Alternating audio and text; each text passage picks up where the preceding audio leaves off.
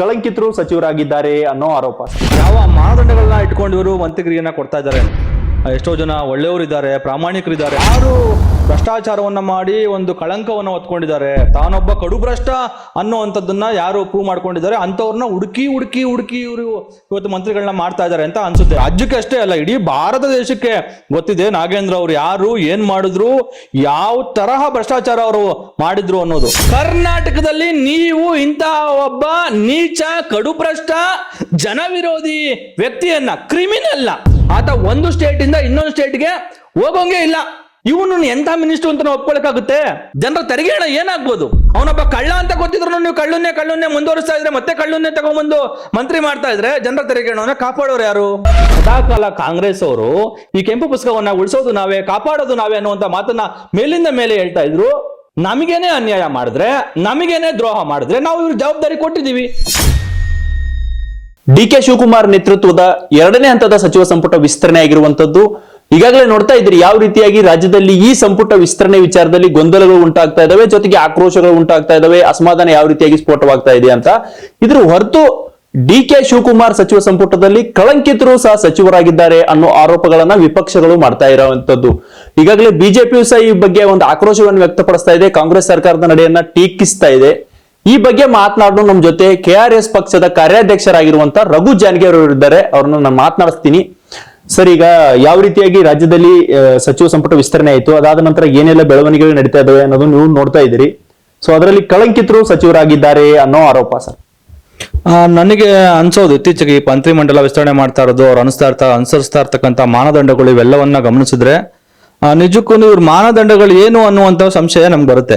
ಯಾವ ಮಾನದಂಡಗಳನ್ನ ಇಟ್ಕೊಂಡು ಇವರು ಮಂತ್ರಿಗಿರಿಯನ್ನ ಕೊಡ್ತಾ ಇದ್ದಾರೆ ಅಂತ. ಎಷ್ಟೋ ಜನ ಸೀನಿಯರ್ಸ್ಗಳಿದ್ದಾರೆ, ಎಷ್ಟೋ ಜನ ಒಳ್ಳೆಯವರಿದ್ದಾರೆ, ಪ್ರಾಮಾಣಿಕರಿದ್ದಾರೆ ಅವ್ರ ಪಕ್ಷದಲ್ಲಿ ಇದ್ರು ಕೂಡ. ಆದ್ರೆ ಆ ಥರದ್ದು ಯಾವುದೇ ಜನರಿಗೂ ಇವ್ರು ಮಂತ್ರಿ ಸ್ಥಾನವನ್ನು ಕೊಡ್ತಾ ಇಲ್ಲ. ಬಹುತೇಕವಾಗಿ ಇವರು ಒಂದು ಏನ್ ಪ್ಯಾರಾಮೀಟರ್ ನೋಡ್ತಾ ಇದ್ದಾರೆ ಅಂತಂದ್ರೆ, ಯಾರು ಭ್ರಷ್ಟಾಚಾರವನ್ನ ಮಾಡಿ ಒಂದು ಕಳಂಕವನ್ನು ಹೊತ್ಕೊಂಡಿದ್ದಾರೆ, ತಾನು ಈಗಾಗ್ಲೇನೆ ಭ್ರಷ್ಟಾಚಾರದಲ್ಲಿ ತನ್ನ ಯೋಗ್ಯತೆಯನ್ನ ಪ್ರೂವ್ ಮಾಡ್ಕೊಂಡಿದ್ದಾರೆ, ತಾನೊಬ್ಬ ಕಡು ಭ್ರಷ್ಟ ಅನ್ನುವಂಥದ್ದನ್ನ ಯಾರು ಪ್ರೂವ್ ಮಾಡ್ಕೊಂಡಿದ್ದಾರೆ ಅಂಥವ್ರನ್ನ ಹುಡುಕಿ ಇವರು ಇವತ್ತು ಮಂತ್ರಿಗಳನ್ನ ಮಾಡ್ತಾ ಇದ್ದಾರೆ ಅಂತ ಅನ್ಸುತ್ತೆ. ಯಾಕಂದ್ರೆ ಇವತ್ತು ನಾವು ಏನು ಹೆಚ್ಚಿಗೆ ಮಾತಾಡೋ ಅಗತ್ಯ ಇಲ್ಲ. ಇವತ್ತಿನ ಮುಖ್ಯಮಂತ್ರಿಗಳೇನೆ ಅವರ ಒಂದು ಇದು ಹಿನ್ನೆಲೆ ಎಂತದ್ದು ಅಂತ ನೋಡಿದ್ರೆ ನಾವು ಬಹುತೇಕವಾಗಿ ಅವ್ರ ತರದ ವ್ಯಕ್ತಿಗಳನ್ನೇ ಇವತ್ತು ಮಂತ್ರಿಮಂಡಲಕ್ಕೂ ಹುಡುಕಿ ತಗೋತಾ ಇದ್ದಾರೆ ಅಂತ ಅನ್ಸುತ್ತೆ. ನಮ್ಗೆ ಬಹಳ ಬೇಸರವಾಗಿರುವಂತ ವಿಚಾರ ಏನು, ಈ ನಾಗೇಂದ್ರ ಅವರಿದ್ದಾರೆ, ಆ ಬಳ್ಳಾರಿಯ ಗ್ರಾಮಾಂತರದ ಶಾಸಕರಾಗಿರ್ತಕ್ಕಂಥವ್ರು, ಕಳೆದ ಬಾರಿನೂ ಕೂಡ ಮಂತ್ರಿ ಆಗಿದ್ರು. ನಮ್ಮೆಲ್ರಿಗೂ ಚೆನ್ನಾಗಿ ಗೊತ್ತಿದೆ. ಅವರು ನಮ್ಗೆ ರಾಜ್ಯಕ್ಕೆ ಅಷ್ಟೇ ಅಲ್ಲ, ಇಡೀ ಭಾರತ ದೇಶಕ್ಕೆ ಗೊತ್ತಿದೆ ನಾಗೇಂದ್ರ ಅವರು ಯಾರು, ಏನ್ ಮಾಡಿದ್ರು, ಯಾವ ತರಹ ಭ್ರಷ್ಟಾಚಾರ ಅವರು ಮಾಡಿದ್ರು ಅನ್ನೋದು. ನೋಡಿ, ಅವರು ಒಂದು ನಿಗಮ, ವಾಲ್ಮೀಕಿ ನಿಗಮ, ಎಸ್ ಟಿ ಅವರ ಕಲ್ಯಾಣ, ಆ ತರದ ಒಂದು ಸಮುದಾಯದ ಕಲ್ಯಾಣಕ್ಕಾಗಿ ಇದ್ದಂತಹ ಒಂದು ನಿಗಮದಲ್ಲಿ ಅವರು ಮಂತ್ರಿಯಾಗಿದ್ದಂತಹ ಸಂದರ್ಭದಲ್ಲಿ ಹಲವಾರು ಬಹುಕೋಟಿ ರೂಪಾಯಿಗಳ ಹಗರಣವನ್ನ ಅಲ್ಲಿ ಮಾಡಿದ್ರು. 100 ಕೋಟಿ ರೂಪಾಯಿಗಳನ್ನ ಅಲ್ಲಿ ಕದ್ದು ತಿಂದಿದ್ರು. ಅದು ಯಾವ ತರಕ್ಕೆ, ಅದೊಂಥರದ್ದು ಏನು ಒಂದು ವೆಬ್ ಸೀರೀಸ್ ಮಾಡ್ಬೋದು, ಯಾವ ತರಕ್ಕೆ ಇವ್ರು ಕದ್ರು ಅನ್ನೋದನ್ನ. ನಾಗೇಂದ್ರ ಅವರು ಮಾಡಿದಂತಹ ಅವ್ಯವಹಾರನ ನಿಜಕ್ಕೂ ಯಾವ್ದಾದ್ರು ಒಂದು ನೆಟ್ಫ್ಲಿಕ್ಸ್ ಅಥವಾ ಅಮೆಜಾನ್ ಪ್ರೈಮರ್ ಕೊಟ್ರೆ ಒಂದು ವೆಬ್ ಸೀರೀಸ್ ಮಾಡ್ತಾರೆ. ಹೆಂಗೆ ಅಂತ ಅಂದ್ರೆ, ಇವರು ಇಡೀ ಎಲ್ಲರನ್ನು ಅಲ್ಲಿರ್ತಕ್ಕಂಥ MD-ನ ಮತ್ತೆ ಬ್ಯಾಂಕ್ ಎಂಪ್ಲಾಯೀಸ್ನ, ಅವ್ರನ್ನ ಅಧಿಕಾರಿಗಳನ್ನ ಎಲ್ಲರನ್ನೂ ಬುಟ್ಟಿಗೆ ಹಾಕೊಂಡು ಅಲ್ಲಿ ನಕಲಿ ಚೆಕ್ಗಳನ್ನ, ನಕಲಿ ದಾಖಲೆಗಳನ್ನ ಸೃಷ್ಟಿ ಮಾಡಿಕೊಂಡು ವಾಲ್ಮೀಕಿ ನಿಗಮದಲ್ಲಿ ಇದ್ದಂತಹ 100 ಕೋಟಿ ರೂಪಾಯಿಗಳನ್ನ ಬೇರೆ ಇನ್ಯಾರ್ದೋ ಅನಾಮಿಕರು ಅದು ಆಂಧ್ರ ಪ್ರದೇಶ ಮತ್ತೆ ತೆಲಂಗಾಣಕ್ಕೆ ಸೇರಿದಂತವರ ಅಕೌಂಟಿಗೆ ಟ್ರಾನ್ಸ್ಫರ್ ಮಾಡಿ, ಅಲ್ಲಿ 8 ಅಕೌಂಟಿಗೆ ಟ್ರಾನ್ಸ್ಫರ್ ಮಾಡಿ, ಅಲ್ಲಿಂದ ಸುಮಾರು 600 ಖಾತೆಗಳ ಅಕೌಂಟ್ಗಳಿಗೆ, ಬೇರೆ ಬೇರೆ ಕಂಪನಿಗಳಿಗೆ, ಶೆಲ್ ಕಂಪನಿಗಳಿಗೆ ಇವರು ಟ್ರಾನ್ಸ್ಫರ್ ಮಾಡಿದ್ದಾರೆ. ಇದು ಪ್ರೂವ್ ಆಗಿದೆ ಅಂತಂದ್ರೆ, in the sense charge sheet ಅಲ್ಲಿ ಬಂದಿದೆ. ಯಾವೆಲ್ಲ ಚಾರ್ಜ್ ಶೀಟ್ ಅಲ್ಲಿ ಎಷ್ಟು ಜನ ತನಿಖೆ ಮಾಡಿರೋದು ನಾಗೇಂದ್ರ ವಿಚಾರಕ್ಕೆ? ನಾಗೇಂದ್ರ ಅವರ ಪ್ರಕರಣಕ್ಕೆ SIT ರಚನೆ ಮಾಡಿದ್ರು. SIT ಸಾಕಾಗಲ್ಲ ಅಂತೇಳಿ CBI ಅವರು ಬಂದ್ರು, ED ಅವರು ಬಂದ್ರು. ನೋಡಿ, ಸ್ಪಷ್ಟವಾಗಿ ಹೇಳಿದ್ದಾರೆ. ನೀವು ಇವತ್ತು SIT-ನೂ ಚಾರ್ಜ್ ಶೀಟ್ ಹಾಕಿದೆ, CBI ಚಾರ್ಜ್ ಶೀಟ್ ಹಾಕಿದೆ, ED-ನೂ ಚಾರ್ಜ್ ಶೀಟ್ ಹಾಕಿದೆ. ಬಹಳ ಸ್ಪಷ್ಟವಾಗಿ ಹೇಳಿದ್ದಾರೆ. ಎಲ್ಲರೂ 3 ಚಾರ್ಜ್ ಶೀಟ್ ಅಲ್ಲಿ ಬಹಳ ಸ್ಪಷ್ಟವಾಗಿ ಹೇಳಿದ್ದಾರೆ. ನಾಗೇಂದ್ರ ಅವರು ಈ ಪ್ರಕರಣದಲ್ಲಿ ಮೇನ್ ಕಿಂಗ್ ಪಿನ್ ಅಂತ ಹೇಳಿದ್ದಾರೆ. ಎಸ್ಪೆಷಲಿ ED ಚಾರ್ಜ್ ಶೀಟ್ ಅಲ್ಲಿ ನಾಗೇಂದ್ರ ಅವರೇ ನೇರವಾದಂತಹ ಇದರ ಎಲ್ಲದರ ಕೈವಾಡ ಮತ್ತೆ ಇದರ ಸೂತ್ರಧಾರಿ. ಇಡೀ ಪ್ರಕರಣ ಏನ್ ಹಗರಣ ಇದೆ, ಬಹುಕೋಟಿ ಹಗರಣ, ಇದರ ಸೂತ್ರಧಾರಿ ನಾಗೇಂದ್ರ ಅಂತ ಹೇಳಿ ಚಾರ್ಜ್ ಶೀಟ್ ಅಲ್ಲಿ ಮೆನ್ಷನ್ ಮಾಡಿದ್ದಾರೆ. ಇದು ಸುಮಾರು ಚಾರ್ಜ್ ಶೀಟ್ ಅಲ್ಲಿ ಹೇಳೋ ಹಾಗೇನೆ ಸುಮಾರು 89 ಕೋಟಿ ಅಥವಾ 96 ಕೋಟಿ ಎಷ್ಟೋ ಚಾರ್ಜ್ ಶೀಟ್ ಅಲ್ಲಿ ಇಷ್ಟು ಹಣ ನೇರವಾಗಿ ಇವರು ಮಿಸ್ಯೂಸ್ ಮಾಡಿದ್ದಾರೆ ಅಂತ, ಅಂದ್ರೆ ಬೇರೆ ಬೇರೆ ಅಕೌಂಟ್ ಹೋಗಿ ತಿಂದಿರೋದು. ಆಮೇಲೆ ನಾನು ರಾಜ್ಯದ ಜನರಿಗೆ ಕೇಳೋದು, ನಮ್ಮ ದುಡ್ಡು ಏನಿದೆಯಲ್ಲ ಕಳ್ತನ ಆಗಿರೋದು, ನಮ್ಮ 180 ಕೋಟಿ ಏನೇ ಮಿಸ್ಯೂಸ್ ಆಗಿದೆಯಲ್ಲ, ಅದರಲ್ಲಿ 89 ಅಥವಾ 96 ಕೋಟಿ ನೇರವಾಗಿ ಚಾರ್ಜ್ ಶೀಟ್ ಅಲ್ಲಿ ನಾಗೇಂದ್ರ ಮತ್ತೆ ಅವರ ಪಟಾಲಂ ಸೇರಿ ಕದ್ಕೊಂಡಿದ್ದಾರೆ ಅಂತ ಹೇಳ್ತಾ ಇದೀವಲ್ಲ, ಆ ಹಣ ಇನ್ನೂ ನಮ್ಮ ಸರ್ಕಾರದ ಬೊಕ್ಕಸಕ್ಕೆ ಬಂದಿಲ್ಲ. ನಾಗೇಂದ್ರ ಮಾಡಿದಂತಹ ಅಲ್ಕ ಕೆಲಸದಿಂದ, ನಾಗೇಂದ್ರ ಏನ್ ಇವತ್ತಿನ ಸಚಿವರಾಗಕ್ಕೆ ಮಂತ್ರಿಮಂಡಲ ತಗೋತೀನಿ ಅಂತ ಹೊರಟಿದ್ದಾರೆ, ಆ ನಾಗೇಂದ್ರ ಅವರು ಮಾಡಿರುವಂತಹ ಭ್ರಷ್ಟಾಚಾರದ ಕಾರಣಕ್ಕೆ. ಆಮೇಲೆ ಇನ್ನೊಂದು, ನಾಗೇಂದ್ರ ಅವರು ಹೇಳ್ತಾ ಇರೋದು, ನೀವು ಇಂಥ ಅಲ್ಕ ಕೆಲಸ ಮಾಡಿದ್ರ ಭ್ರಷ್ಟಾಚಾರ ಮಾಡಿದ್ರ ಅಂದ್ರೆ, ಇಲ್ಲ ನಾನ್ ಮಾಡ್ಲಿಲ್ಲ, ನಂಗೆ ಗೊತ್ತಿಲ್ಲ, ಅದು ನಾನು ಬೋರ್ಡ್ ಅಲ್ಲಿ ಮೀಟಿಂಗ್ ಮಾಡ್ಕೊಂಡು ಬೋರ್ಡ್ ಅವರು ತೀರ್ಮಾನ ಮಾಡ್ಕೊಂಡು, ಅಂದ್ರೆ ನಿಗಮದ ಬೋರ್ಡ್ ಅವರು ತೀರ್ಮಾನ ಮಾಡ್ಕೊಂಡು ಮಾಡ್ಬಿಟ್ಟಿದ್ದಾರೆ, ನಾನು ಮಂತ್ರಿ ಆಗಿದ್ದು ನನ್ನ ಗಮನಕ್ಕೆ ಬಂದಿಲ್ಲ ಅನ್ನುವಂತ ಮಾತನ್ನ ಹೇಳ್ತಾ ಇದ್ದಾರೆ. ಒಬ್ಬ ಮಂತ್ರಿಯಾಗಿ ಬೋರ್ಡ್ ಅವರು ತೀರ್ಮಾನ ಮಾಡ್ಕೊಂಡು ಅಲ್ಲಿ ಭ್ರಷ್ಟಾಚಾರ ಮಾಡ್ತಾರೆ ಅಂತ ಅಂದ್ರೆ ಅದು 100 ಕೋಟಿ ರೂಪಾಯಿದು ಭ್ರಷ್ಟಾಚಾರ ಮಾಡ್ತಾರೆ ಅಂತ ಅಂದ್ರೆ, ನೀನ್ ಯಾವ ಸೀಮೆ ಮಂತ್ರಿನಯ್ಯ? ನೀನ್ ಮಂತ್ರಿ ಆಗೋದಕ್ಕೆ ಲಾಯಕ್ಕ? ನೀನ್ ಲಾಯಕ್ಕಿಲ್ಲ ಅಂತ ನೀನು ಒಪ್ಕೊಂಡಂಗತ್ತಲ್ವಾ? ನನ್ಗೆ ಗೊತ್ತಿಲ್ಲದಂಗೆ ನಮ್ಮ ಬೋರ್ಡ್ ಅವರು ತೀರ್ಮಾನ ಮಾಡ್ಕೊಂಡದನ್ನ ಆ ತರಕ್ಕೆ ಆ ದುಡ್ಡನ್ನ ಲಪಟಾಯಿಸಿದ್ದಾರೆ ಅಂತ ಅಂದ್ರೆ ನೀನ್ ಏನ್ ಮಾಡ್ತಾ ಇದ್ದೆ? ನೀನು ಅರ್ಹನ ಹಂಗಾರೆ ಮಂತ್ರಿ ಆಗೋದಕ್ಕೆ? ಸೊ ಇವೆಲ್ಲ ಪ್ರಶ್ನೆಗಳು ಬರ್ತವೆ. ಈ ಹಿನ್ನೆಲೆಯಲ್ಲಿ ಸದಾಕಾಲ ಕಾಂಗ್ರೆಸ್ ಅವರು ಕೆಂಪು ಪುಸ್ತಕವನ್ನ ಕೈಯಲ್ಲಿ ಇಟ್ಕೊಂಡು, ನಾವು ಸಂವಿಧಾನ ರಕ್ಷಕರು, ಈ ಕೆಂಪು ಪುಸ್ತಕವನ್ನ ಉಳಿಸೋದು ನಾವೇ, ಕಾಪಾಡೋದು ನಾವೇ ಅನ್ನುವಂತ ಮಾತನ್ನ ಮೇಲಿಂದ ಮೇಲೆ ಹೇಳ್ತಾ ಇದ್ರು. ಇತ್ತೀಚೆಗೆ ನಾವೆಲ್ಲ ನೋಡಿದ್ವಿ, ದೊಡ್ಡ ಜಂಜಿ ಹೋರಾಟ ನಡೀತು. ಏನಕ್ಕೆ ನಡೀತು? ಅಲ್ಲಿ ಯಾರು ನೋಡಿ, ಇವತ್ತು ನಾವು ಪ್ರಜಾಪ್ರಭುತ್ವ ವ್ಯವಸ್ಥೆಯಲ್ಲಿ ಇಡೀ ಸರ್ಕಾರವನ್ನು ಆಯ್ಕೆ ಮಾಡ್ಕೊಳ್ಳೋದು, ಯಾರು MLA ಆಗಿರ್ಬೋದು, ಮಿನಿಸ್ಟರ್ ಆಗಿರ್ಬೋದು, ಮುಖ್ಯಮಂತ್ರಿ ಆಗಿರ್ಬೋದು, ಪ್ರಧಾನಮಂತ್ರಿ ಆಗಿರ್ಬೋದು, ಇದನ್ನೆಲ್ಲ ಯಾಕೆ ಆಯ್ಕೆ ಮಾಡ್ಕೋತೀವಿ?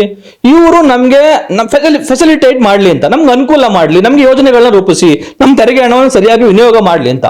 ಆದ್ರೆ ಇವ್ರು ಬಂದವರು ನಮಗೇನೆ ಅನ್ಯಾಯ ಮಾಡಿದ್ರೆ, ನಮಗೇನೆ ದ್ರೋಹ ಮಾಡಿದ್ರೆ, ನಾವು ಇವ್ರ ಜವಾಬ್ದಾರಿ ಕೊಟ್ಟಿದ್ದೀವಿ, ಕೆಲಸ ತಗೊಂಡಿರುವಂತವ್ರು, ನಮ್ಮ ಸಂಬಳದಲ್ಲಿ ಕೆಲಸ ಮಾಡ್ತಾ ಇರುವಂತವ್ರು ತಪ್ಪು ಮಾಡಿದಾಗ, ನಮಗೇನೆ ದ್ರೋಹ ಮಾಡಿದಾಗ, ಅಥವಾ ಜನರಿಗೇನೆ ಅನ್ಯಾಯ ಮಾಡಿದಾಗ ಅದ್ರ ಹೊಣೆಗಾರರು ಯಾರಾಗ್ತಾರೆ? ಅವರೇ ಆಗ್ತಾರೆ. ಆ ಕಾರಣಕ್ಕಾಗಿನೇ ಕಾಂಗ್ರೆಸ್ ಪಕ್ಷವೂ ಸೇರಿದಾಗೆ ಏನು ಧರ್ಮೇಂದ್ರ ಪ್ರಧಾನ್ ಅವರು ರಾಜೀನಾಮೆ ಕೊಡಬೇಕು, ನೀಟ್ ಹಗರಣದಲ್ಲಿ ಅವ್ರು ತಪ್ಪಿತ್ತು, ಅವ್ರು ಹೊಣೆಗಾರರಾಗಿ ರಾಜೀನಾಮೆ ಕೊಡ್ಬೇಕಂತ ಹೇಳಿ ಜನ ರಾಜ್ಯಾದ್ಯಂತ ಒಂದು ದೊಡ್ಡ ಮೂವ್ಮೆಂಟ್ ಆಯ್ತು. ನೀವೆಲ್ಲ ಅದರಲ್ಲಿ ಭಾಗಿಯಾಗಿದ್ವಿ. ಆ ನಂತರ ಧರ್ಮೇಂದ್ರ ಪ್ರಧಾನ್ ಅವರು ರಾಜೀನಾಮೆ ಕೊಡ್ಲೇಬೇಕಾಯ್ತು. ಯಾಕಾಗಿ? ಜನ ಚಳವಳಿ ಪ್ರಾರಂಭ ಆಗಿದ್ದಕ್ಕೆ. ಅಂತ ಸಂದರ್ಭದಲ್ಲಿ ಕಾಂಗ್ರೆಸ್ ಇಡೀ ದೇಶಾದ್ಯಂತ ನಾವು ಜಂಜಿ ಪರವಾಗಿರ್ತೀವಿ, ಧರ್ಮೇಂದ್ರ ಪ್ರಧಾನ್ ಹೊಣೆಗಾರರಾಗಿ ರಾಜೀನಾಮೆ ಕೊಡಬೇಕು ಅನ್ನುವಂತ ಮಾತನ್ನ ಕಾಂಗ್ರೆಸ್ ಪಕ್ಷ ಹೇಳ್ತಾ ಇತ್ತು. ಈಗ ಕರ್ನಾಟಕದಲ್ಲಿ ನೀವು ಇಂತಹ ಒಬ್ಬ ನೀಚ, ಕಡುಭ್ರಷ್ಟ, ಜನವಿರೋಧಿ ವ್ಯಕ್ತಿಯನ್ನ, ಕ್ರಿಮಿನಲ್ ಆತ, ನಿಜಕ್ಕೂ ಗುರುತರವಾದ ಆರೋಪಗಳು ಆತನ ಮೇಲಿದೆ. ಯಾಕಂದ್ರೆ ಚಾರ್ಜ್ ಶೀಟ್ ಹಂಗಿರೋ ಕಾರಣಕ್ಕಾಗಿನೇ ಅವರು ಬೇಲಲ್ಲಿ ಸ್ಪಷ್ಟವಾಗಿ ಹೇಳಿದ್ದಾರೆ, ಆತ ಒಂದು ಸ್ಟೇಟ್ ಇಂದ ಇನ್ನೊಂದು ಸ್ಟೇಟ್ಗೆ ಹೋಗೋಂಗೆ ಇಲ್ಲ. ಈಗ ಫಾರ್ ಎಕ್ಸಾಂಪಲ್ ಕರ್ನಾಟಕದಲ್ಲಿ ಮಾತ್ರ ಇರ್ಬೇಕಾತ, ಬೇರೆ ಕಡೆನೂ ಹೋಗಂಗಿಲ್ಲ. ಈಗ ನೋಡಿ, ನಮ್ದು ಯೂನಿಯನ್ ಗೌರ್ಮೆಂಟ್ ಮತ್ತೆ ಕರ್ನಾಟಕ ಗೌರ್ಮೆಂಟ್ ಇದೆ. ಏನಂತಾರೆ? ನಮ್ದು ಒಕ್ಕೂಟ ಸರ್ಕಾರದಲ್ಲಿ ಡೆಲ್ಲಿ ಮತ್ತೆ ಕರ್ನಾಟಕ ಜೊತೆನಲ್ಲಿ ಒಂದು ಸರ್ಕಾರ ಜೊತೆನಲ್ಲಿ ಸಂಪರ್ಕ ಇಟ್ಕೊಂಡಿರ್ಬೇಕು ಮಿನಿಸ್ಟರ್ ಆದಂತವ್ರು. ಇದನ್ನ ಯಾವ ಖಾತೆ ಕೊಡ್ತಾರ ಗೊತ್ತಿಲ್ಲ. ಆ ಖಾತೆ ಕೊಟ್ಟ ಸಂದರ್ಭದಲ್ಲಿ ಈತ ಡೆಲ್ಲಿಗೆ ಹೋಗೋದಕ್ಕೆ ಒಂದು ಕೈಲಿ ಆಗೋದಿಲ್ಲ ಅಂತ ಅಂದ್ರೆ, ಡೆಲ್ಲಿಗೆ ಹೋಗೋದಕ್ಕೆ ಒಂದು ಪರ್ಮಿಷನ್ ಇಲ್ಲ ಅಂತ ಅಂದ್ರೆ, ಇವನು ಎಂಥ ಮಿನಿಸ್ಟರ್ ಅಂತ ನಾವು ಒಪ್ಕೊಳಕ್ಕಾಗುತ್ತೆ? ಇವ್ನಿಗೆ ಆ ಥರ ಸ್ವಾತಂತ್ರ್ಯ ಇಲ್ಲ, ಫ್ರೀಡಮ್ ಇಲ್ಲ ಅಂತ ಅಂದ್ರೆ ಇವ್ನ ಯಾವ ರೀತಿಯಾಗಿ ನಾವು ಇಲ್ಲಿ ಮುಂದುವರ್ಸ್ಕೊಂಡು ಹೋಗೋದಕ್ಕೆ ಸಾಧ್ಯ ಆಗುತ್ತೆ? ಮಂತ್ರಿ ಆಗೀತ ಯಾವ ತರದಲ್ಲಿ ಪೊಟೆನ್ಶಿಯಲ್ ಆಗಿ ಕೆಲಸ ಮಾಡೋದಕ್ಕೆ ಸಾಧ್ಯ ಆಗುತ್ತೆ? ಸೊ ಹಾಗಾಗಿ ನಾವು ಕೇಳ್ತಾ ಇರೋದು, ನಿಜಕ್ಕೂ ಕಾಂಗ್ರೆಸ್ ಪಕ್ಷ ಇಲ್ಲಿ ಇವತ್ತು ಪೂರ್ತಿಯಾಗಿ ಭ್ರಷ್ಟರ ಕೂಪವನ್ನ ಮಾಡ್ಕೊಳ್ಳೋದಕ್ಕೆ ಹೊರಟಿದೆ. ನಾಗೇಂದ್ರ ಅಂತವ್ರು ಇನ್ನ ಎಷ್ಟು ಜನ ಇಲ್ಲಿ ಮಂತ್ರಿಮಂಡಲದಲ್ಲಿ ಇದ್ದಾರೆ ಅನ್ನೋದನ್ನ ರಾಜ್ಯದ ಜನರು ಗಮನಿಸಬೇಕು. ಈ ಹಿನ್ನೆಲೆಯಲ್ಲಂತೂ ಕರ್ನಾಟಕದ ಮಟ್ಟಿಗೆ ಜನ ನಿಜಕ್ಕೂ ಇವತ್ತು ಜನ ದಂಗೆ ಹೇಳ್ಬೇಕಾಗಿದೆ. ಇಲ್ಲ ಅಂತ ಅಂದ್ರೆ ಇವರು ಈ ತರದ ಕಳ್ಳರನ್ನ, ಭ್ರಷ್ಟರನ್ನ ಇಲ್ಲಿ ಈ ತರ ಮಾಡ್ಕೊಂಡು ಬಂದ್ರೆ ಎಲ್ಲಿಂದ ಅಂತ ಮತ್ತೆ ಜನ ಇನ್ನು ಮುಂದಕ್ಕೆ ನಮ್ಮ ಜನರ ತೆರಿಗೆ ಹಣ ಏನಾಗ್ಬೋದು? ಜನರು ತೆರಿಗೆ ಹಣದ ಕಥೆ ಏನು? ಜನರು ತೆರಿಗೆ ಹಣವನ್ನ ಕಾಪಾಡೋರು ಯಾರು? ಅವನೊಬ್ಬ ಕಳ್ಳ ಅಂತ ಗೊತ್ತಿದ್ರು ನೀವು ಕಳ್ಳನ್ನೇ ಮುಂದುವರಿಸ್ತಾ ಇದ್ರೆ, ಮತ್ತೆ ಕಳ್ಳನ್ನೇ ತಗೊಂಡ್ಬಂದು ಮಂತ್ರಿ ಮಾಡ್ತಾ ಇದ್ರೆ, ಜನರ ತೆರಿಗೆ ಹಣವನ್ನ ಕಾಪಾಡೋರು ಯಾರು? ಈಗ ನೀವು ಹೇಳಿದ್ರಿ ಅವ್ರ ಮೇಲೆ ಗುರುತರ ಆರೋಪ ಇದೆ, ಜೊತೆಗೆ ಅವರು ಜನ ವಿರೋಧಿಯಾಗಿದ್ದಾರೆ. ಸೊ ಇದನ್ನ ಎಲ್ಲ ನೋಡಿದಾಗ ಅರ್ಥ ಆಗುತ್ತೆ, ಕಾಂಗ್ರೆಸ್ ಸಂವಿಧಾನ ಪುಸ್ತಕನೂ ಹಿಡಿದು ಸುತ್ತಾಡ್ತಾರೆ ಅಂತ ಕಾಂಗ್ರೆಸ್ ನಾಯಕರು ನೀವು ಹೇಳಿದ್ರಿ. ಬಿಜೆಪಿಗೆ ಕಾಂಗ್ರೆಸ್ನವ್ರು ಹೇಳ್ತಾರೆ ವಾಷಿಂಗ್ ಮಷಿನ್ ಅಂತ ಬಿಜೆಪಿಯನ್ನ ಲೇವಡಿ ಮಾಡ್ತಾರೆ. ಸೊ ಈಗ ಅವರಲ್ಲೇ ಕಳಂಕಿತರಿದ್ದಾರೆ, ಅವರಲ್ಲೇ ಭ್ರಷ್ಟರಿದ್ದಾರೆ, ಅಂತವ್ರನ್ನ ತಂದು ಮಂತ್ರಿ ಮಾಡಿದ್ರೆ ಯಾವ ಸಂದೇಶ, ಯಾವ ನೈತಿಕತೆ ಅನ್ನೋ ಪ್ರಶ್ನೆ. ಅಲ್ಲ, ಖಂಡಿತವಾಗಿನು ಅದನ್ನೇ ನಾವು ಅವ್ರಿಗೆ ಕೇಳ್ತಾ ಇರುವಂಥದ್ದು. ನಾನು ಈ ಸಂದರ್ಭದಲ್ಲಿ ನೋಡಿ, ಕಾಂಗ್ರೆಸ್ ಪಕ್ಷದವರು ಜಂಜಿಗಳು ಪ್ರಧಾನ ರಾಜೀನಾಮೆ ಕೇಳಬೇಕಾದಾಗ ಕಾಂಗ್ರೆಸ್ ಅವರು ಕಾಂಗ್ರೆಸ್ನ ಜಂಜಿಗಳು ಹೋರಾಟ ಮಾಡಬೇಕಾಗ ಕಾಂಗ್ರೆಸ್ ಅವರೇ ಆಗಿರ್ಬೋದು ಅಥವಾ ಜಂಜಿಗಳು ಪಾಪ ಅವರು ಪಕ್ಷಾತೀತವಾಗಿ ಹೋರಾಟ ಮಾಡಿರ್ಬೋದು. ಆಗ ಬಿಜೆಪಿಗಳು ಹೇಳ್ತಾ ಇದ್ರು ಇದೊಂದು ಕಾಂಗ್ರೆಸ್ ಪ್ರೇರಿತವಾದಂತಹ ಹೋರಾಟ, ಇವರೆಲ್ಲ ಕಾಂಗ್ರೆಸ್ ಜಂಜಿಗಳು, ಇವರೆಲ್ಲ ದೇಶದ್ರೋಹಿಗಳು ಅಂತ ಹೇಳ್ತಾ ಇದ್ರು. ನೋಡಿ, ಕರ್ನಾಟಕದ ಮಟ್ಟಿಗೆ ಇವತ್ತು ಬಿಜೆಪಿಗೆ ಒಂದು ಅವಕಾಶ ಇದೆ. ನೋಡಪ್ಪ, ಇಂಥ ನೀಚ ಒಬ್ಬನ್ನ ಭ್ರಷ್ಟ ಕಡು ಭ್ರಷ್ಟನನ್ನ ಇವತ್ತು ಮಂತ್ರಿಮಂಡಲಕ್ಕೆ ಸೇರಿಸ್ಕೊಂಡಿದ್ದಾರೆ. ಅವನ ಮೇಲೆ ಈ ತರದ ಗುರುತರವಾದಂತಹ ಆರೋಪಗಳಿದ್ದಾವೆ. ಇವತ್ತು ನಮ್ಗೆ ಗೊತ್ತಿದೆ, ಇವತ್ತು ಸಿಬಿಐ SIT ಬಿಟ್ಕೊಳ್ಳೋಣ, SIT ನಲ್ಲಿ ಏನೋ ಒಂದಷ್ಟು ಎಲ್ಲ ಗೋಲ್ಮಾಲ್ ನಡಿಬಹುದು ಅಥವಾ ಸರ್ಕಾರನ ರಚನೆ ಮಾಡುವಂತಹ ಒಂದು ಕಮಿಟಿ, ಹಾಗಾಗಿ ಅಲ್ಲೇನೋ ಬೇಕಿದ್ರೆ ಇನ್ವೆಸ್ಟಿಗೇಷನ್ ಅಲ್ಲಿ ಮ್ಯಾನಿಪುಲೇಷನ್ ಎಲ್ಲ ಆಗ್ಬೋದು. ಆದ್ರೆ ಸಿಬಿಐ ಮತ್ತೆ ED ಇವತ್ತು ತನಿಖೆ ಮಾಡಿ ಚಾರ್ಜ್ ಶೀಟ್ ಅನ್ನ ಹಾಕಿದೆ. ಬಹುತೇಕವಾಗಿ ನಾವು ಗಮನಿಸೋದಾದ್ರೆ ED ಮತ್ತೆ ಸಿಬಿಐ ಏನಿದೆ, ಸಿಬಿಐ ನಲ್ಲಿ ಕನ್ವಿಕ್ಷನ್ ರೇಟ್ ಬಂದು ಸುಮಾರು 70%, ಕನ್ವಿಕ್ಷನ್ ರೇಟು. ಅಂದ್ರೆ ಯಾರಾದ್ರೂ ಒಂದು 10 ಜನರು ಅದರಲ್ಲಿ 10 ಜನರ ಮೇಲೆ ಕೇಸ್ ಮಾಡಿದಾಗ ಸಿಬಿಐ ಸುಮಾರು 7-8 ಜನರು ಅದರಲ್ಲಿ ತಪ್ಪಿತಸ್ಥರು ಅಂತ ಹೇಳಿ ಪ್ರೂವ್ ಆಗ್ತಾರೆ. ಆ ತರದ ಒಂದು ಇನ್ವೆಸ್ಟಿಗೇಷನ್ ನ ಸಿಬಿಐ ಮಾಡುವಂತದ್ದು, ಹಾಕುವಂತ ವರದಿಗಳು ಚಾರ್ಜ್ ಶೀಟ್ ಮೇಲೆ.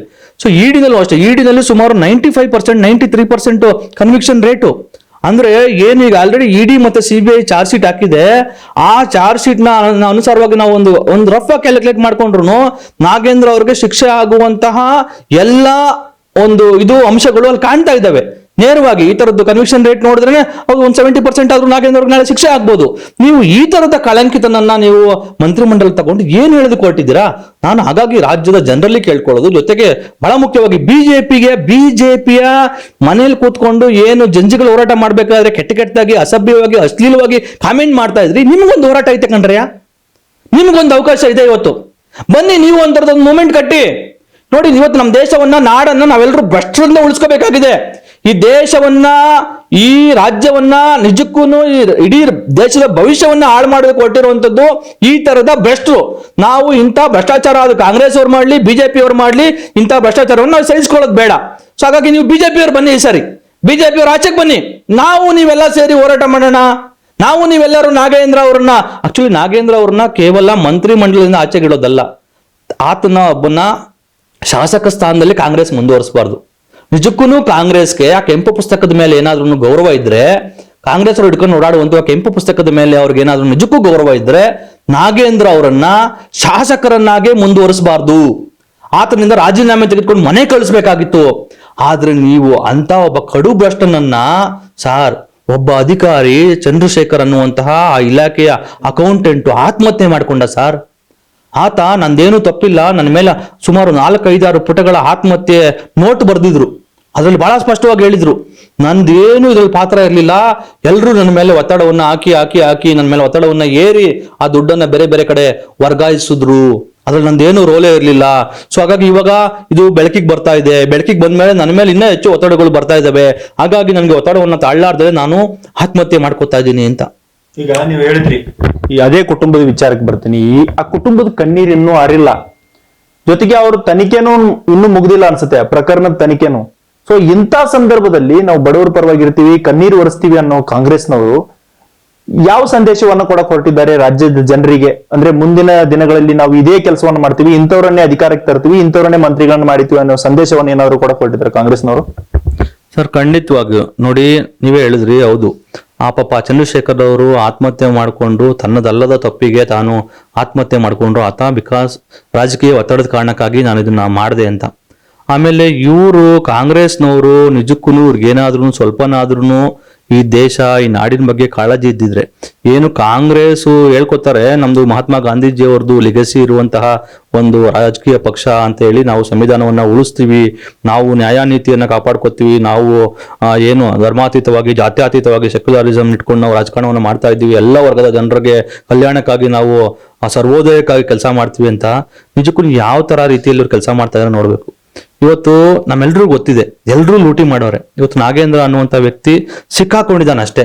ಬಹುತೇಕವಾಗಿ ಇವತ್ತು ರಾಜಕಾರಣ ಎಲ್ಲವೂ ಕೂಡ ಒಂದು ರೀತಿಯಲ್ಲಿ ವ್ಯವಹಾರ ಆಗೋಗಿದೆ. ಯಾರ ಹತ್ರ ಹಣ ಇರುತ್ತೆ ಹಣ ತಂದವ್ರಿಗೆ ಇವತ್ತು ಟಿಕೆಟ್ ಕೊಡುವಂಥದ್ದು. ಮತ್ತೆ ಅವನು ಹಣ ಹಾಕಿ ಗೆದ್ದು ಬಂದ ಮೇಲೆ ಮತ್ತೆ ಇವತ್ತು ನನಗೆ ಅನಿಸ್ತಾ ಇದೆ, ಇವತ್ತೆಲ್ಲ ಇವರೆಲ್ಲ ಮಂತ್ರಿಮಂಡಲ ಟಿಕೆಟ್ ಎಲ್ಲ ಕೊಟ್ಟಿದಾರಲ್ಲ, ಈ ಟಿಕೆಟ್ ಎಲ್ಲ ಕೊಟ್ಟಿರೋದು ನೋಡಿದ್ರೆ ಈ ಟಿಕೆಟ್ನ ಒಂದ್ ರೀತಿಯಲ್ಲಿ ಇವರೇನೋ ಅಂದ್ರೆ ಈ ಮಂತ್ರಿ ಮಂಡಲ ವಿಸ್ತರಣೆ ಮಾಡೋದಕ್ಕೂ ಒಂದ್ ರೀತಿಯಲ್ಲಿ ಅದನ್ನು ಕೂಡ ಸೇಲ್ ಮಾಡ್ಬಿಟ್ಟಿದಾರ ಅಂತ. ಯಾರ್ಯಾರಿಗೆ ತಾಕತ್ತಿದೆ, ಯಾರ್ಯಾರಿಗೆ ಯೋಗ್ಯತೆ ಇದೆ, ಅರ್ಹತೆ ಇದೆ. ಯಾಕಂದ್ರೆ ನಾಗೇಂದ್ರ ಅಂತವ್ರು ಗೊತ್ತಿದೆ ಅವ್ರಿಗೆ.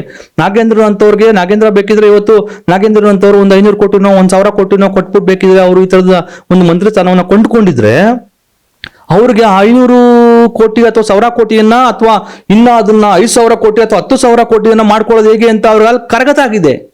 ಅವರಲ್ಲೇ ಒಂದ್ ರೀತಿಯಲ್ಲಿ ಏನಂತಾರೆ ಗೊತ್ತಿರೋ ಇದನ್ನ ಒಂದು ಈ ರೀತಿಯಾದಂತಹ ಭ್ರಷ್ಟಾಚಾರವನ್ನ ಮಾಡೋದ್ರಲ್ಲಿ ಪಳಗಿರುವಂತವ್ರು. ಸೊ ಹಾಗಾಗಿ ನನ್ಗನ್ಸುತ್ತೆ ಕಾಂಗ್ರೆಸ್ ಅವರು ಬಹುತೇಕವಾಗಿ ಕಾಂಗ್ರೆಸ್ ಇವತ್ತು ತನ್ನ ಎಲ್ಲ ಏನು ಹಿಂದೆ ಇದ್ದಂತಹ ಕಾಂಗ್ರೆಸ್ ಪಕ್ಷಕ್ಕೆ ಇದ್ದಂತ ಎಲ್ಲ ಒಂದು ಆದರ್ಶವನ್ನಾಗ್ಲಿ ಮೌಲ್ಯಗಳನ್ನಾಗ್ಲಿ ಎಲ್ಲವನ್ನ ಇವತ್ತು ಕಳ್ಕೊಂಡಿದೆ. ಕೇವಲ ಹಣದ ಮೇಲೆ ಇವತ್ತು ಆ ಪಕ್ಷ ನಿಂತಿದೆ. ಯಾರು ಹಣ ಇಟ್ಕೊಂಡು ಬರ್ತಾರೋ ಅವ್ರಿಗೆ ಟಿಕೆಟ್ ಕೊಡೋದು, ಬಹುಶಃ ಹಣದ ಮೇಲೂ ಕೂಡ ಮಂತ್ರಿಮಂಡಲವು ವಿಸ್ತರಣೆ ಆಗಿದೆ ಅಂತ ಹೇಳಿ ಅನ್ನಿಸ್ತಾ ಇದೆ. ನಾನು ರಾಜ್ಯದ ಜನರಲ್ಲಿ ಕೇಳ್ಕೊಳ್ಳೋದು, ನೋಡಿ ನಾವು ಪ್ರಾಮಾಣಿಕರಿದ್ದೀವಿ, ನಾವೆಲ್ಲರೂ ಬೆವರು ಸುರಿಸಿ ದುಡಿದು ಬದುಕ್ತಾ ಇದ್ದೀವಿ. ನಾವು ಬೆವರು ಸುರಿಸಿ ದುಡಿದು ಕಟ್ಟುವಂತಹ ತೆರಿಗೆ ಹಣವನ್ನ ಈ ತರದ ಭ್ರಷ್ಟರು ನೀಚರು ಬಂದು ನಾವು ಲೂಟಿ ಮಾಡೋದಕ್ಕೆ ಬಿಟ್ಟು ನಮ್ಮ ತೆರಿಗೆ ಹಣವನ್ನೇ ಇವ್ರು ತಿನ್ಕೊಳ್ಳಿ ಪೋಲ್ ಮಾಡ್ಕೊಳ್ಳಿ ಅಂತ ನಾವು ಬಿಡೋದು.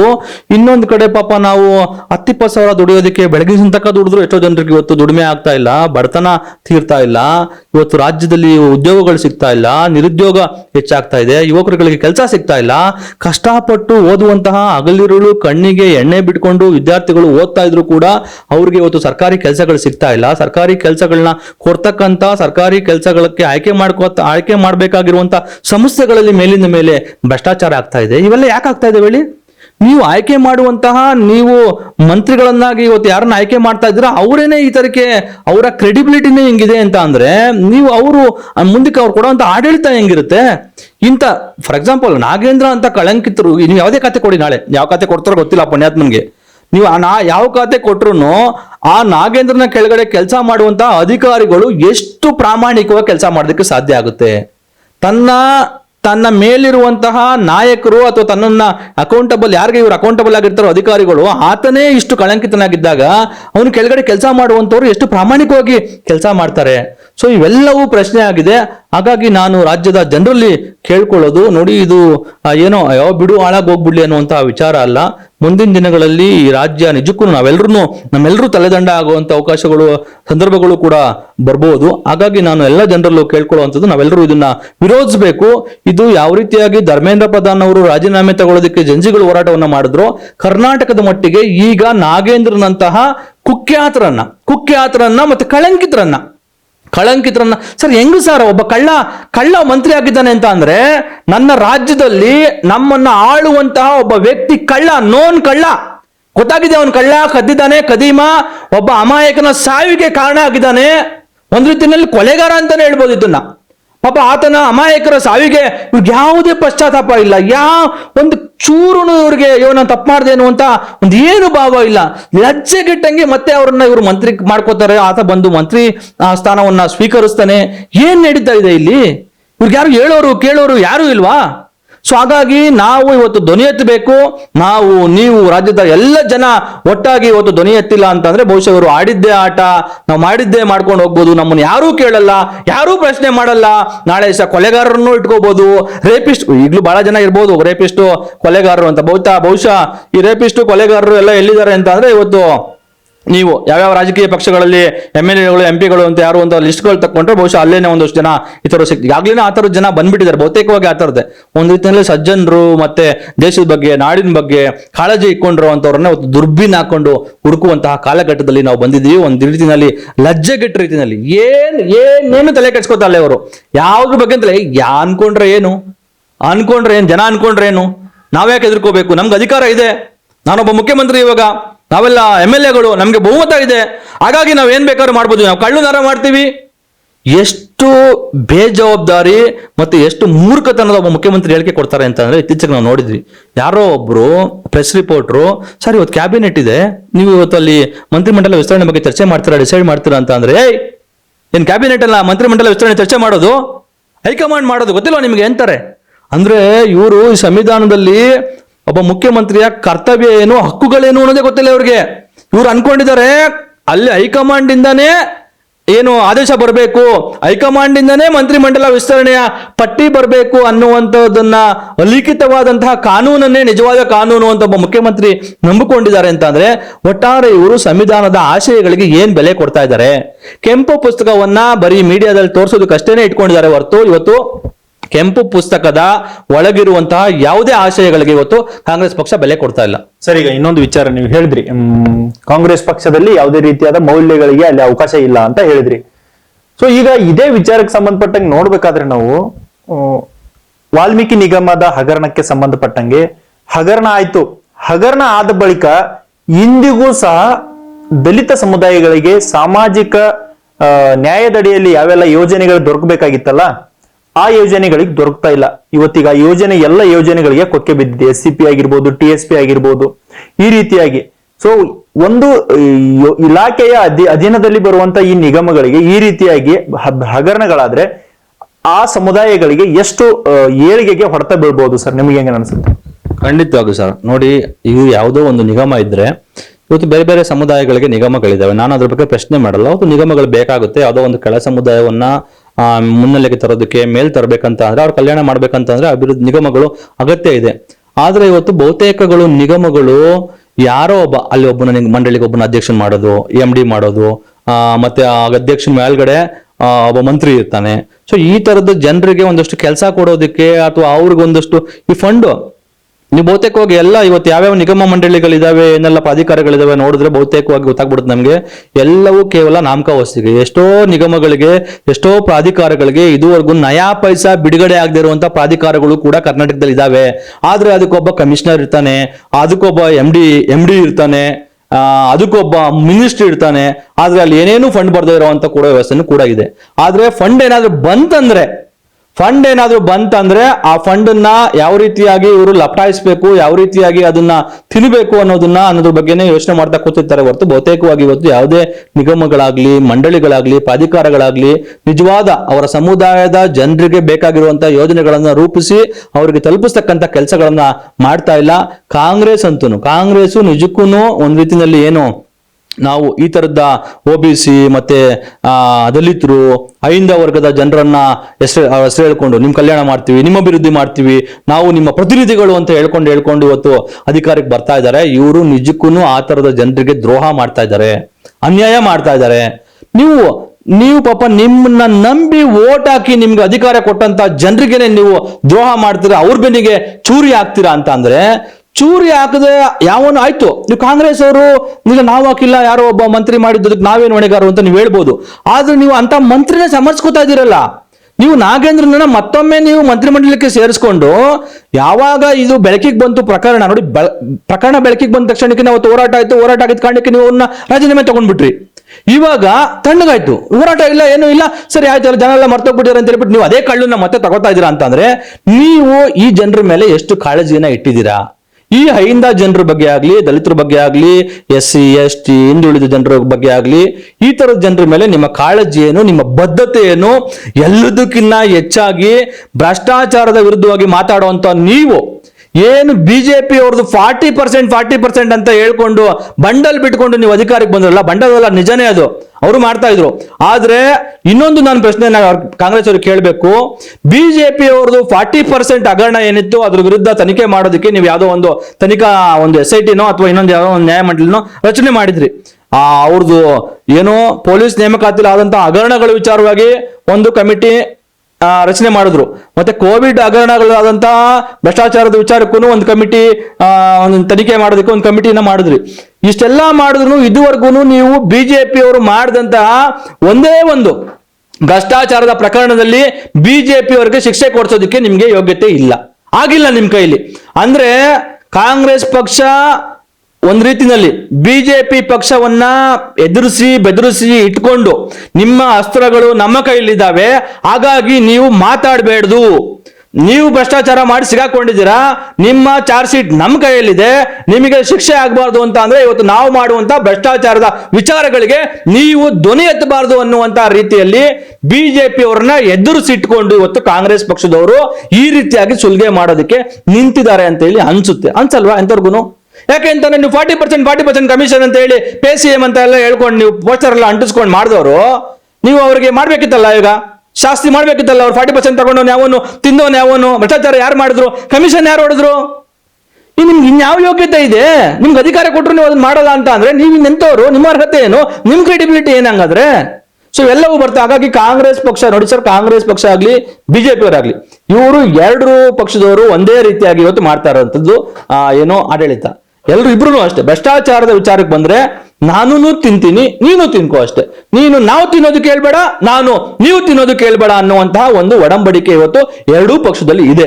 ಆದ್ರೆ ಇದೇನಾದ್ರೂ ಆಗ್ಲಿ, ರಾಜ್ಯದ ಜನ ತಮ್ಮ ಪ್ರಾಮಾಣಿಕ, ತಮ್ಮ ಬೆವರಿನ ದುಡಿಮೆನಲ್ಲಿ ಬದುಕ್ತಾ ಇರುವಂತಹ ಜನ ಯಾರಿದ್ದಾರೆ, ನಾವು ಇವತ್ತು ಪ್ರಶ್ನೆ ಮಾಡಿಲ್ಲ ಅಂತ ಅಂದ್ರೆ, ಜನಸಾಮಾನ್ಯರು ಪ್ರಶ್ನೆ ಮಾಡಿಲ್ಲ ಅಂತ ಅಂದ್ರೆ, ಏನು ಇವತ್ತು ದೇಶದಲ್ಲಿ ಜನಗಳು ಹೋರಾಟ ಮಾಡಿ ಯಾವ ರೀತಿಯಾಗಿ ನೀಟ್ ವಿಚಾರದಲ್ಲಿ ಒಂದು ತಕ್ಕ ಮಟ್ಟಿಗೆ ನ್ಯಾಯ ಪಡ್ಕೊಳ್ಳೋಕಾಯ್ತು, ಆ ತರದ ಹೋರಾಟವನ್ನ ಈ ತರದ ಧೋರಣೆ, ಸರ್ಕಾರದ ಈ ತರ ಭ್ರಷ್ಟಾಚಾರದ ಪರವಾದ ಧೋರಣೆಯ ವಿರುದ್ಧ ನಾವು ಹೋರಾಟವನ್ನ ಮಾಡಲಿಲ್ಲ, ಧ್ವನಿ ಎತ್ತಿಲ್ಲ ಅಂತ ಅಂದ್ರೆ ನಿಜಕ್ಕೂ ಇವರು ಈ ರಾಜ್ಯವನ್ನ ಹರಾಜಾಗ್ತಾರೆ. ಈ ತರದ ಭ್ರಷ್ಟಾಚಾರಿಗಳನ್ನೇ ಇವರು ಮಂತ್ರಿಗಳನ್ನಾಗಿ ಮಾಡಿಕೊಂಡು ಇಡೀ ಮಂತ್ರಿ ಮಂಡಲದ ತುಂಬಾ DK ಶಿವಕುಮಾರ್ ಆಗ್ಲಿ, ಇವರಾಗ್ಲಿ, ಮತ್ತೆ ಯಾರೋ ಜಮೀರ್ ಆಗ್ಲಿ, ಈ ತರ ಜನರು ಬೇರೆ ಬೇರೆ ಎಷ್ಟು ಜನರ ಮೇಲೆ ಇವತ್ತು ಆರೋಪಗಳಿಲ್ಲ. ಸೊ ಹಾಗಾಗಿ ಒಂದ್ ರೀತಿಯಲ್ಲಿ ಇವರೆಲ್ಲ ಇದನ್ನ ಭ್ರಷ್ಟರ ಕೊಂಪೆ ಮಾಡೋದಕ್ಕೆ ಹೊರಟಿದ್ದಾರೆ. ಈ ತರದ ನೋನ್ ಕಳ್ಳರು ಆಲ್ರೆಡಿ ಏನೋ ಅವ್ರ ಮೇಲೆ ಬಹಳ ದೊಡ್ಡ ಗುರುತರವಾದ ಆರೋಪ ಇರುವಂತ ಜನರನ್ನೇ ಇವರು ಮಂತ್ರಿಗಳು ಮಾಡಿದ್ರೆ ಈ ರಾಜ್ಯದ ಭವಿಷ್ಯದ ಕತೆ ಏನು? ಹಾಗಾಗಿ ಯುವ ಜನರು ಇವತ್ತು ಎಚ್ಚೆತ್ಕೋಬೇಕು. ಕರ್ನಾಟಕದ ಮಟ್ಟಿಗೂ ಕೂಡ ಒಂದು ದೊಡ್ಡ ಹೋರಾಟದ ಅಗತ್ಯ ಇದೆ ಅಂತೇಳಿ ನಮ್ಗೆ ಅನಿಸ್ತಾ ಇದೆ. ಸರಿಗೆ ನೀವು ಹೇಳಿದ್ರಿ, ಇಷ್ಟೆಲ್ಲ ಮಾಹಿತಿ ನೀಡಿದ್ರಿ.